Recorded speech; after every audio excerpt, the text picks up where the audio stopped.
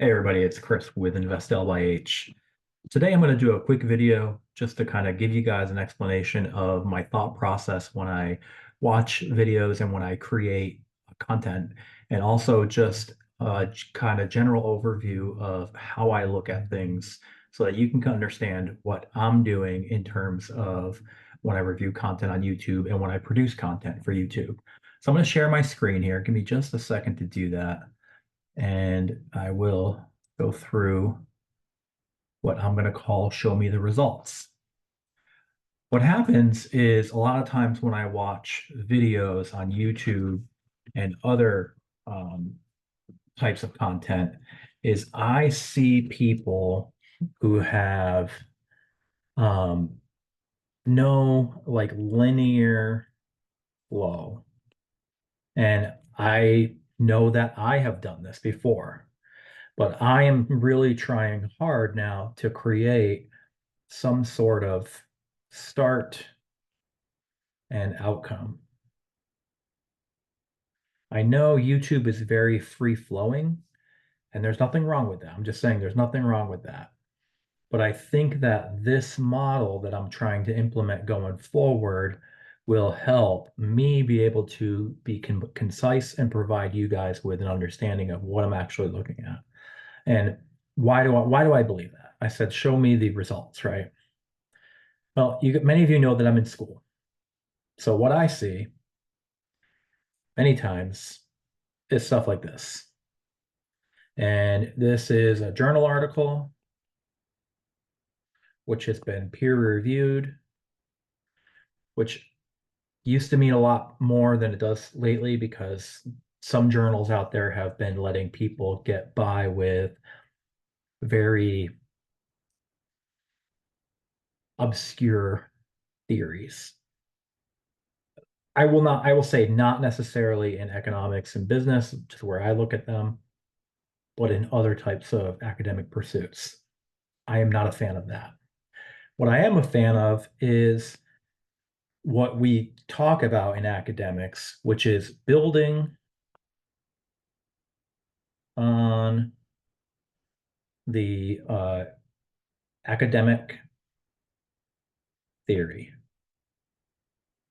And what this means is, let's take a great example.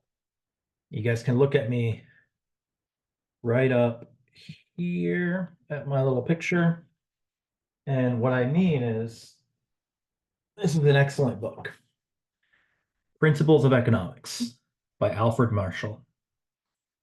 Now, in it, he formalizes many of the components of economics. So we'll say Principles of Economics, Alfred Marshall. A paper that cites him and builds on that, and then this paper will cite this paper, which cites him. This is the progression of theory. They can do it that way. And in general, what happens is Alfred Marshall, that was written several decades ago, almost 100 years ago, I think. Um, so let's say it's 100 years ago. I'd have to look it up. Um, the business problems then are not the same as they are today. So can you take his theory and apply it today? That is what these people are hoping to do. 2024. They are trying to cite this journal, which again is citing this journal, and then the principal text. With that said, show me the evidence, right? Show me the results. Come back over here. This is what I would look for in a journal article, and this is how I review things online a lot of the time. This is just basically, it says it right here. What do wealthy parents have to do with wealthy children? And one thing this article actually showed is that back in 78, 1978, this guy right here said that there are right here, actually. I'm going to do it in green. They find that an individual's financial decisions have a significant genetic component, meaning you are born to be wealthy. 1978. And their evidence is probably going back to 1950s and 1960s. Now, let's fast forward and apply this to 2020. Don't know if I have the publication date here. Let's assume it's 2020, okay? 2020. Do these still hold? Does that theory still hold? Well, we come down here and we look at their conclusions. Where does it say? We found families' background matters significantly for children's accumulation of wealth and investor behaviors as adult. When removing the genetic connection between children and parents in raising them. 1978 theory does not hold in 2024. So what does this say? What does this say to me? It says that the evidence has changed. What does that mean in real estate? 2005, supply, increasing. 2007, price, decreasing. Is this the 1978 theory mentioned above? Will this hold in 2024 or 2025?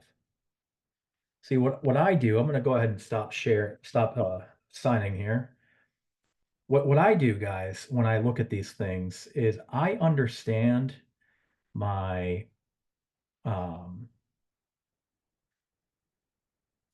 I understand my fundamental principles by reading these texts, knowing the supply, knowing the demand, and how it plays a role with the real estate market. Each market is different. The oil industry is different. The hospitality industry is different.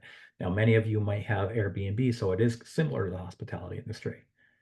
Mine is long-term buy and hold. I understand the dynamics of that market very well.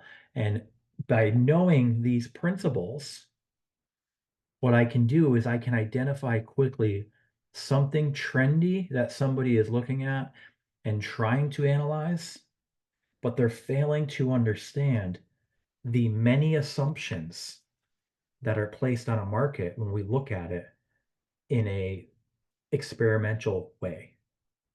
We have to look at markets with assumptions because individuals, humans, us, we are irrational. We do not always make the right choice based on profit. But when we look at supply and demand fundamentals, it is an assumption that it is a rational actor. But sometimes we act irrationally.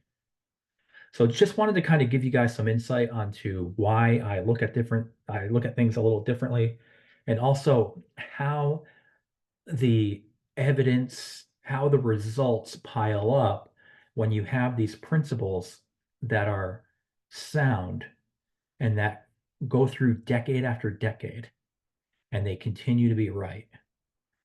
And I would have my Wealth of Nations book over here as well, but it's covered up over here, and I didn't want to jostle it. But just know that I look at these principles and I understand them. And when I look at these different actors on YouTube and even academically, when I'm looking at different things, I see that a lot of these theories are not necessarily grounded in principles. So just keep that in mind as you go along. If you guys have any questions for me, please let me know. And thanks so much for watching, guys.